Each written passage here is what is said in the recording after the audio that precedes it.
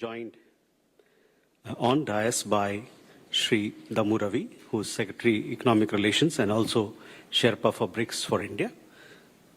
We also have Ambassador of India to Russia, Ambassador Vinay Kumar, joining us on the dais, as also Shri Abhishek Singh, who looks after multi-economic relations in the Ministry of External Affairs. I would also like to tell all of you that the language for this briefing is only English and Hindi, so please bear with us.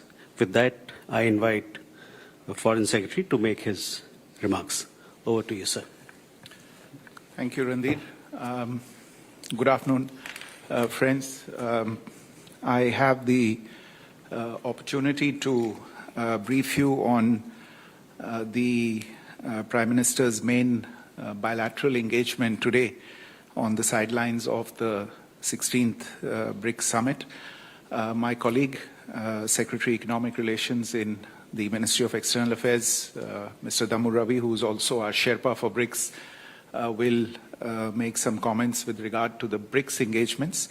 But let me say a few words about the Prime Minister's meeting with His Excellency President Xi Jinping, the President of the People's Republic of China.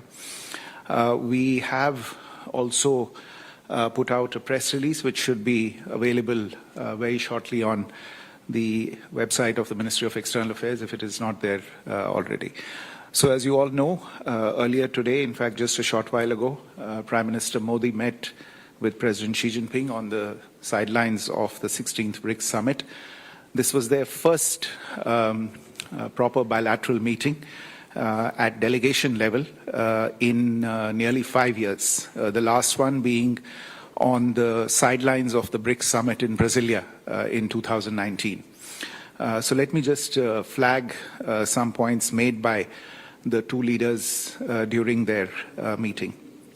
This meeting happened, as you are all aware, close on the heels of the disengagement and patrolling agreement and the resolution of issues that had arisen in the India-China border areas in 2020.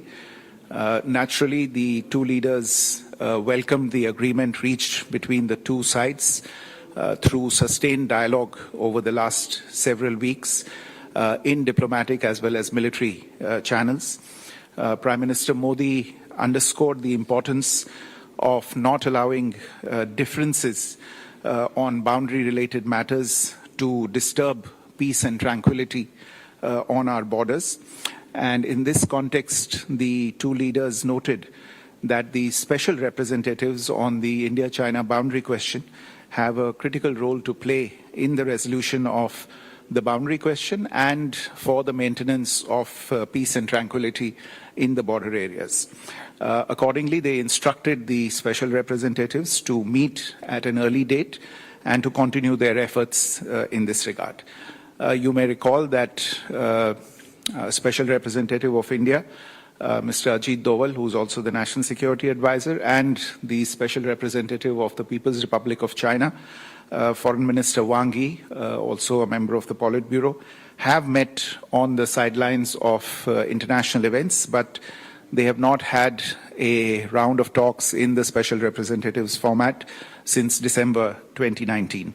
So following today's meeting, we hope to schedule the next round of the SR's talks at an appropriate date. The two leaders also reviewed the state of bilateral relations from a strategic and long-term perspective. They were of the view that stable bilateral relations between India and China, the two largest nations on earth, will have a positive impact on regional and global peace and prosperity.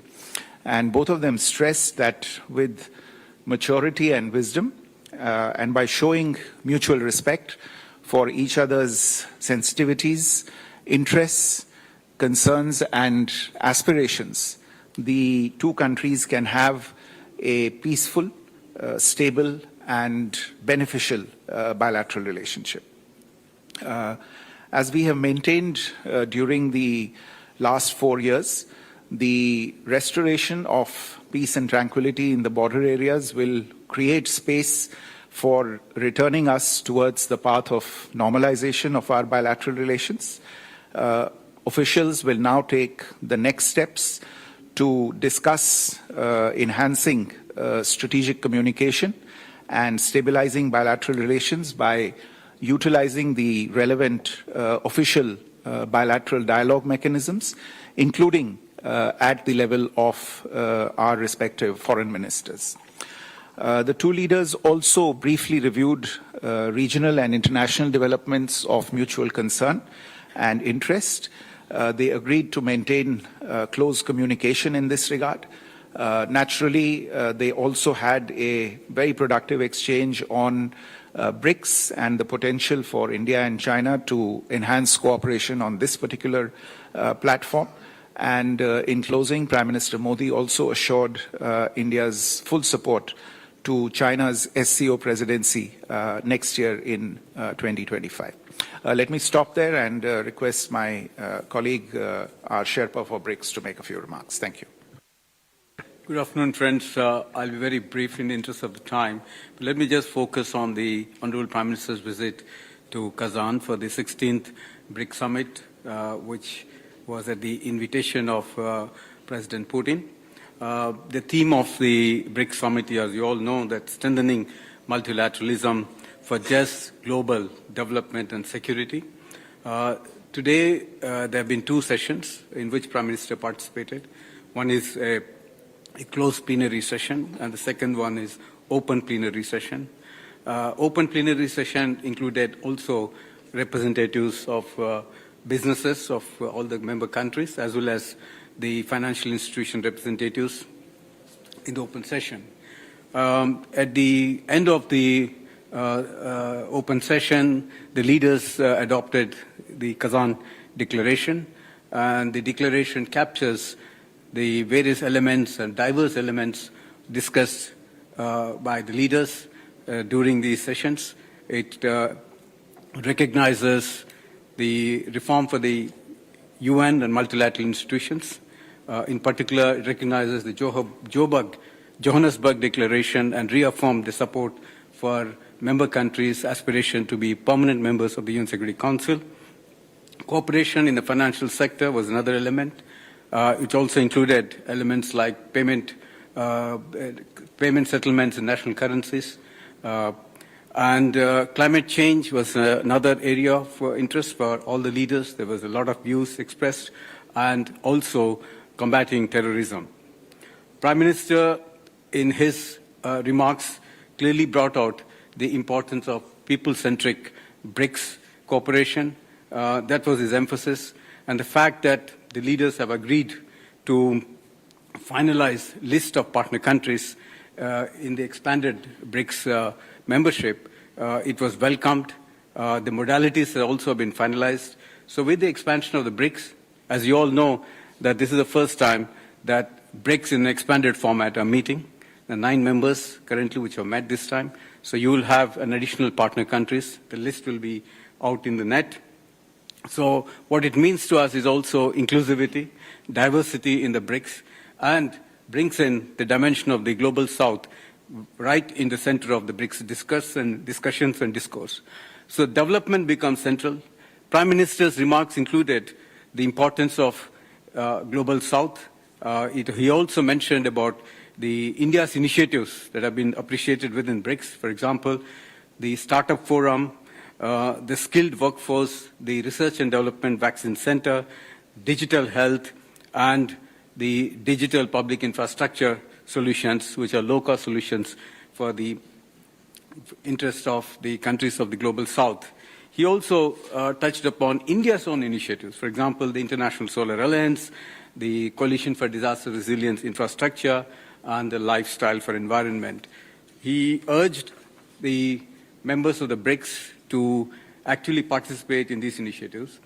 As you know, Brazil is going to take over the chairship next year. Prime Minister wished the Brazilian President, Lula, all the very best for the success of the Brazilian chairship, and India will fully support in that process. Thank you very much. We open the floor for questions. Randir, just a couple of questions because some of us literally have a plane to catch. Okay. So Gaurav, please.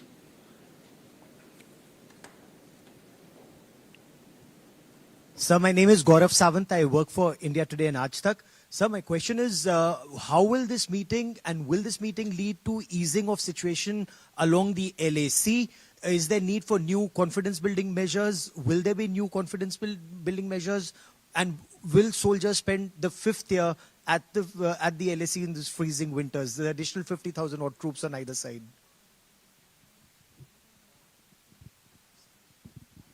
Sir, मैं विशाल पांडे हूं ABP news से। मेरा सवाल यह है कि आज प्रधानमंत्री मोदी और शी जिनपिंग की मुलाकात के बाद क्या यह कहा जा सकता है कि भारत और चीन के बीच रिश्ते अब सामान्य हो गए हैं, और इसी से जुड़ा हुआ कि क्या चीन पर भरोसा किया जा सकता है?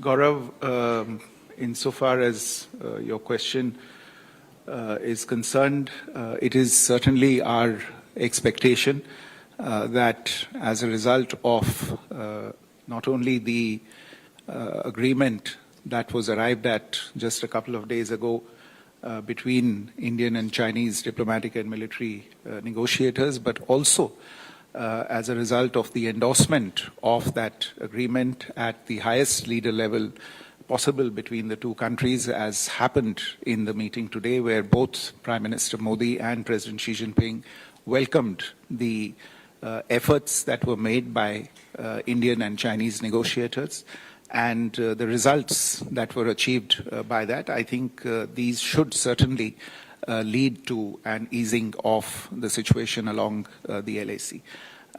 Insofar as your question related to confidence building measures is concerned, we have a number of confidence building measures, and these evolve continuously as the two sides engage once again in multiple formats.